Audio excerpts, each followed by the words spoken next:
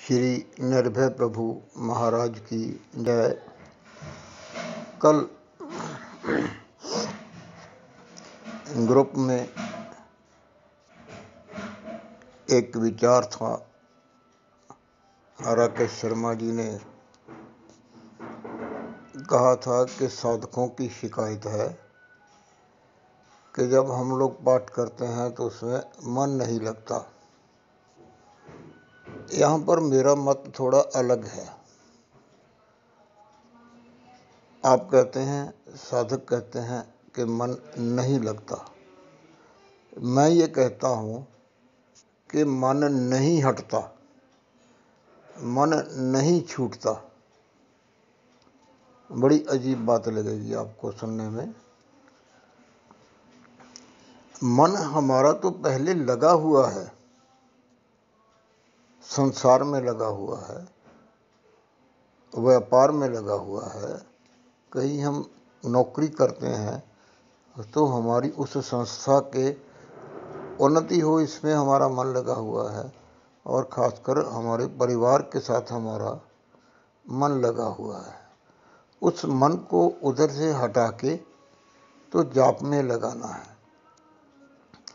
इसके लिए कहानी सुनाया करते हैं कि बाबा बुल्ले शाह हमारी तरह खुदा को मिलने के चाहवान थे। घूमते थे इधर उधर संतों महापुरुषों की संगत में, और उनको जो मिलने वाले थे उन्होंने बताया कि शाह इनायत फ़कीर हैं, तो अब उनके पास जाओ।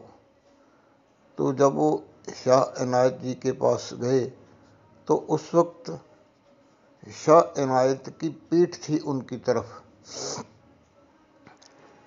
तो उन्होंने बिना पीछे मुड़े हुए देखा उसको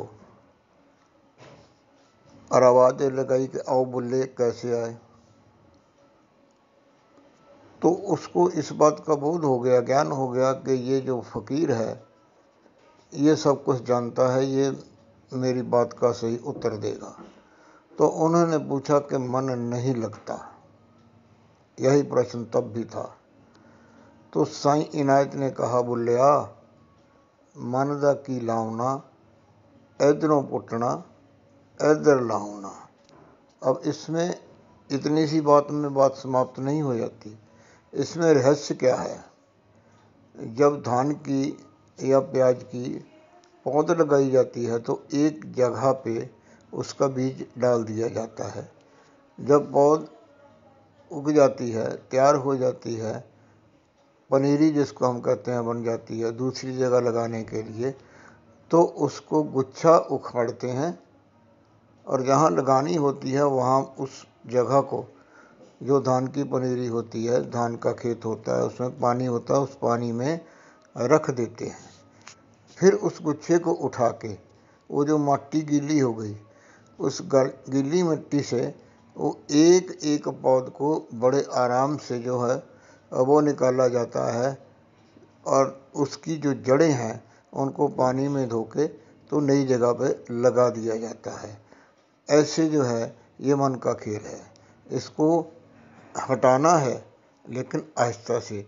अगर पौध की तरह इसको सूखी मिट्टी से एक झटके से निकालेंगे तो वो जड़ें टूट जाएंगी। ऐसे ही अगर एक झटके से सब परिवार को कह दोगे, अरे भाई मुझे तो साधना करनी है, मुझे आपसे कोई लेना देना नहीं है, मुझे आपकी ज़रूरत नहीं है, मैं तो परमात्मा को पाने के लिए बस इसी तरह लग जाऊंगा, तो ये तोड़ने वाली बात है। परिवार में भी रहना है, संसार में भी रहना है, कारोबार में भी रहना है, लेकिन आहिस्ता आहिस्ता अपनी साधना को बढ़ाते जाना है। एक और मिसाल है, जब हम लोग अपनी बहन या बेटी की शादी करते हैं, डोली में बिठा के उसको विदा करते हैं, तो वो अपने ससुराल में जाके उनमें रमा जाती है। एक दिन में वो नहीं समाती है उनमें, लेकिन जब वो पहला ही फेरा डालने के लिए मायके आती है, तो जब कोई वो बात करती है ना उस ससुराल परिवार की, तो वो कहती है कि मेरा परिवार। हमारा परिवार। वो मायकों को नहीं कहती है मेरा परिवार, वो ससुराल को मेरा परिवार कहती है। लेकिन उसका नाता, उसका रिश्ता अपने मायके से ताउम्र जुड़ा रहता है। वो टूटता नहीं है, वो छूटता नहीं है। उसको ना छोड़ा जाता है, ना वो लड़की छोड़ती है माँ बाप को, और ना माँ बाप उस लड़की से अपने आप को अलग करते हैं।